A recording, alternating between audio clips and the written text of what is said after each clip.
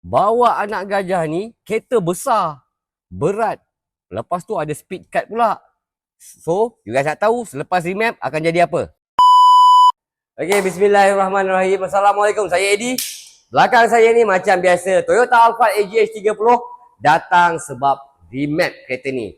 So, you guys nak tahu kereta ni, you guys yang pakai AGH 30 pasti tahu dia under power dan ada speed cut. Okay, so sebelum kita remap, kita akan check healthy engine. So, selepas kita check healthy engine, kita akan naikkan dari atas dyno untuk kita check berapa horsepower asal dan berapa torque asal. So, dekat sini saya tunjukkan macam mana proses remap.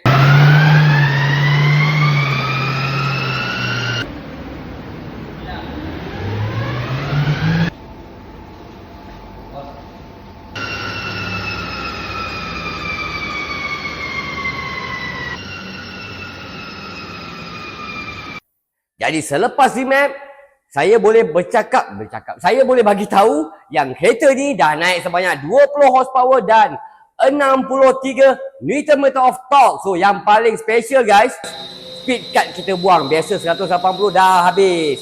Sekarang ni ikut berani kaki you guys tekan ni 19, 200, 200 lebih terpulang kepada you guys. Okay, so tetapi kena ingat keselamatan perlu dijaga. Okay, so itu adalah cerita untuk remap AGH 30. So kepada you guys kat luar sana yang nak tahu lebih details, senang saja cari saya, masuk dekat link bio saya. So insyaAllah kita akan jumpa lagi dalam video remap seterusnya. Jumpa lagi, bye bye, Assalamualaikum.